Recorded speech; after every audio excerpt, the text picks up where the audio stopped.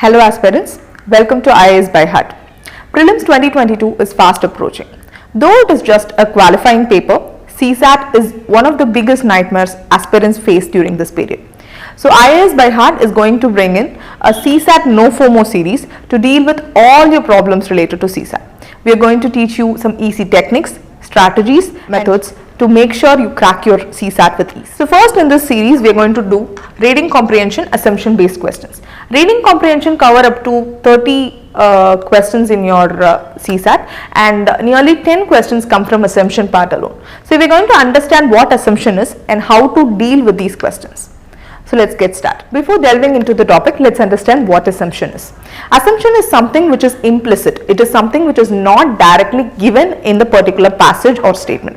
It is something which is in the author's perspective, okay, and it is something which is unstated and it is in the mind of the author, and in fact it is something which leads to a conclusion, okay. So assumption literally means kalpana in Hindi, anumanam in Tamil, or uga in Telugu and Kannada. And always remember, assumption is always in the perspective of the author.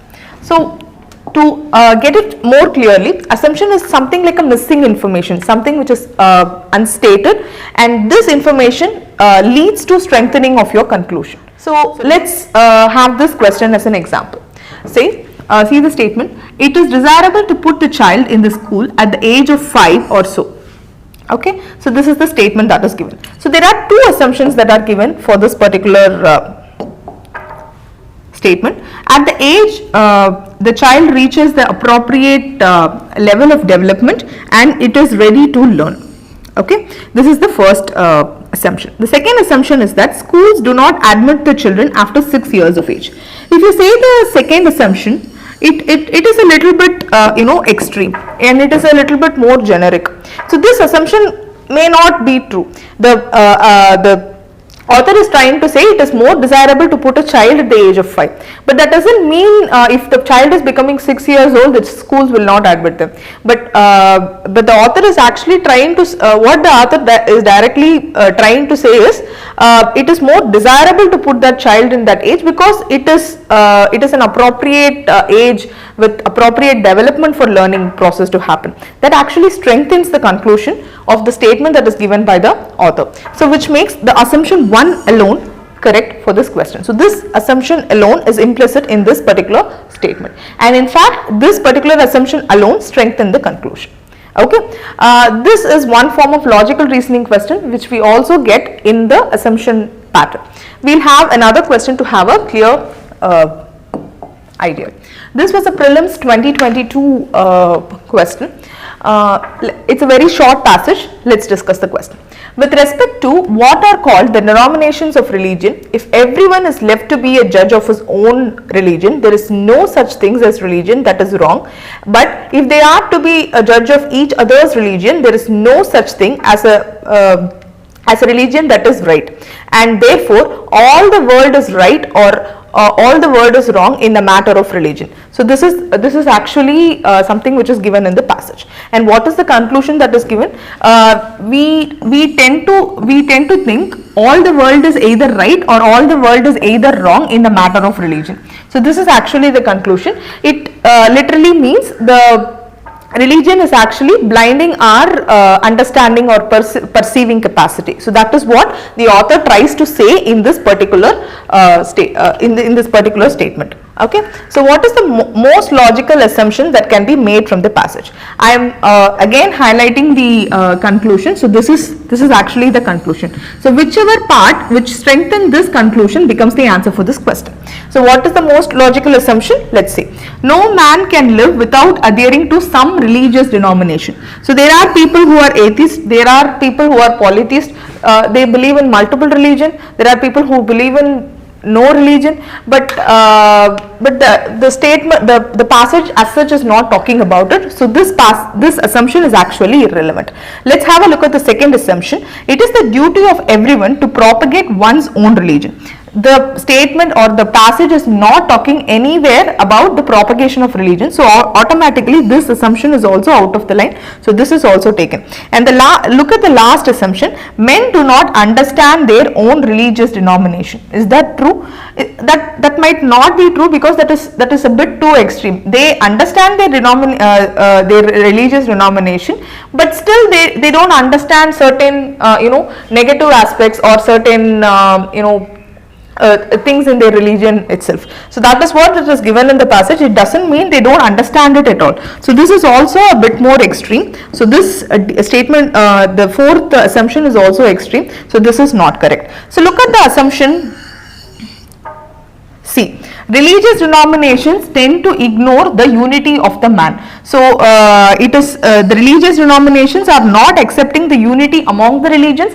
It is actually making the man to see either the wrong perspectives or the right perspectives alone. They are not able to see the different shades of grey in the life of people, right? So that is exactly what that is given in the conclusion also. And this assumption alone strengthens the conclusion, which makes the option C or the assumption 3 the correct and logical assumption for this particular question. Let's have a look at another previous year question to get a better hold of this particular questions.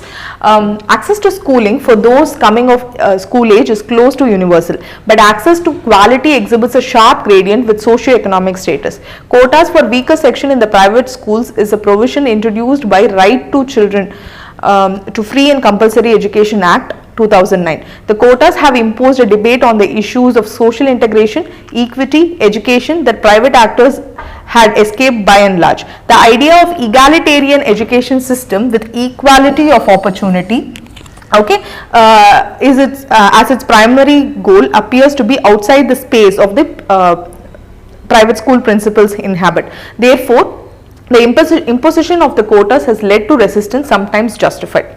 So if you actually look at the passage is actually saying that the shortage in the quality of education, and there is also a decline of educational quality with respect to the socio-economic status, and in fact private educations are not in line with the egalitarian education pattern, because they are more concentrated on the profit mechanism, right? So that is what this particular passage is saying. That is actually the conclusion of the passage. So whichever assumption that is going to strengthen this particular conclusion is going to be the valid assumption for the question. So let's see the assumptions that are given in the question. The first assumption is that making equality of opportunity a reality is the fundamental goal of Indian education system. Can it be assumed in this particular passage? Of course, yes. It actually strengthens the conclusion. The second assumption is that the present education system is unable to provide an egalitarian education. So that is by and large given directly and indirectly in the passage itself. So obviously this assumption is also valid. But look at the third assumption. Abolition of private schools and establishment of more government school is the only way to ensure the egalitarian education. So this is in fact more extreme, or this is in fact something which is out of the line when you actually consider the particular passage, right? So this assumption alone is not valid, because this is very extreme, and this can definitely be striked off, and these two assumptions become the valid assumptions for it. So always remember this: the assumption is not supposed to be extreme, too extreme or too generic. The assumption should always lead to the premises conclusion. This conclusion can be directly given, or it can also be implied, and words like imply, corollary are also means assumption. Sometimes they don't directly give it as assumption. They sometimes also give it as what is the meaning that is implied in the given passage. So all those words also mean assumption.